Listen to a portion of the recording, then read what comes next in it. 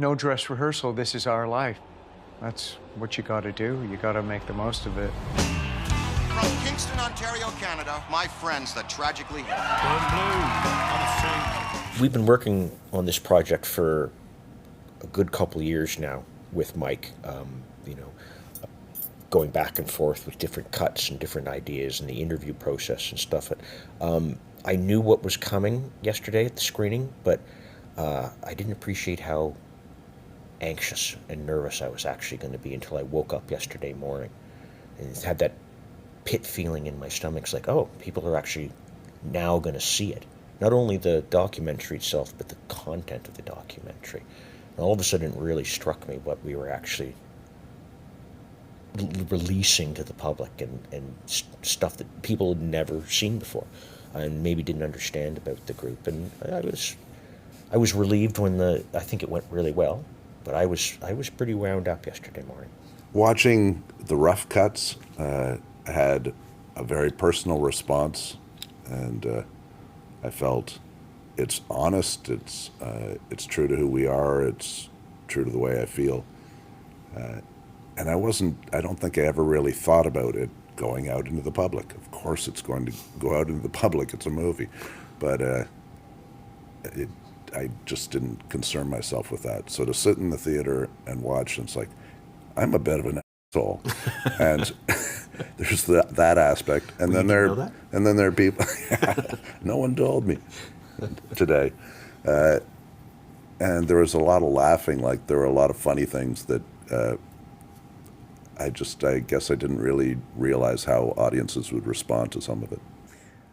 For me, the documentary was made by really the only guy that could make it. It's just Mike Downey. He's the ultimate fly in the wall, and we didn't kind of look at him like being, oh, Gord's brother wants to make a documentary. It was like, it was a very natural thing. He really knew a lot about the band. He knew what questions to ask. He knew where to dig, and sometimes what to leave alone.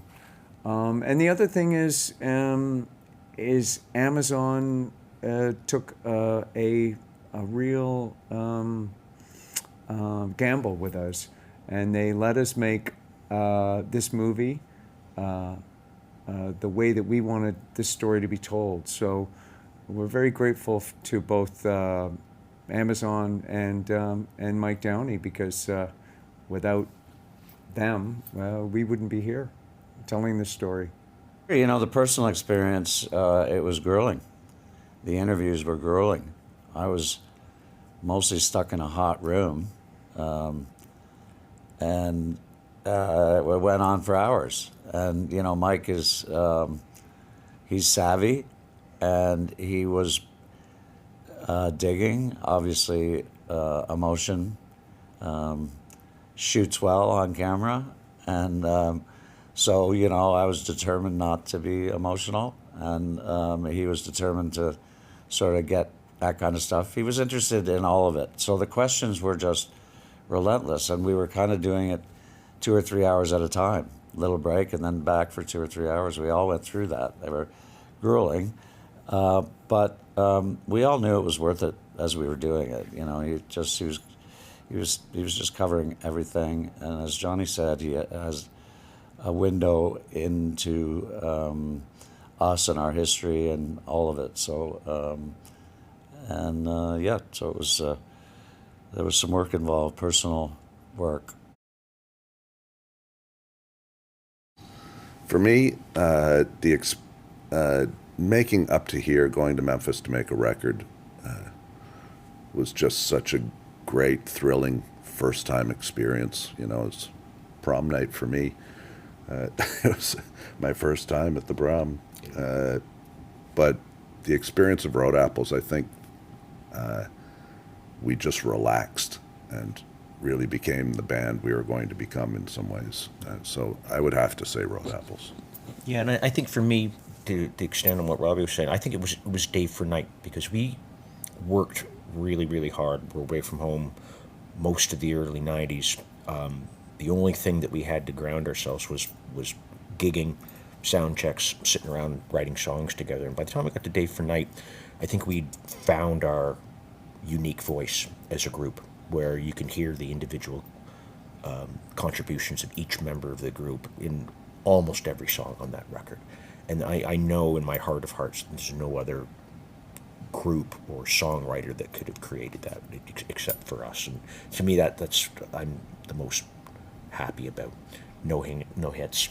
In a stress track, hit driven industry, we've always been an album band, and we're album guys. We listen to records from start of side A to the end of side B. That's the way I like to listen to music, and I think we did that with Day for Night. Well, I would say that we've just done the box set to Up to Here, and it's included some extra tracks. Back in those early days, we recorded way more songs than we needed, and so we've included those on this new box set. And I'm always a big fan of us in Memphis when we were really young. And I would say the new box set that's coming out has got some really interesting extra songs. So Up to Here for me. Nice. But I'd also throw in an honorary Road Apples.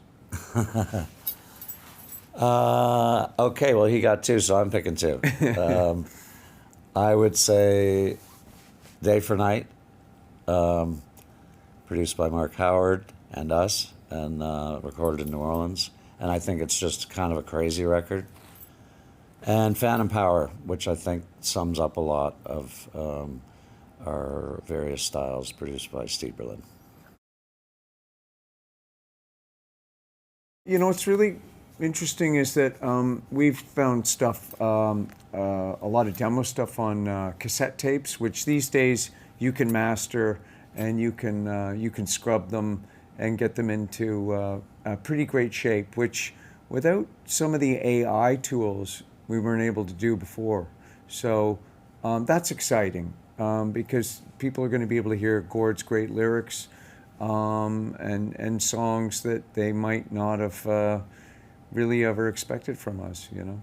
Gord was mesmerizing. It made it cool to be Canadian. I feel silly being sort of emotional about it. The songs that we wrote matter a lot to people. It came at its cost.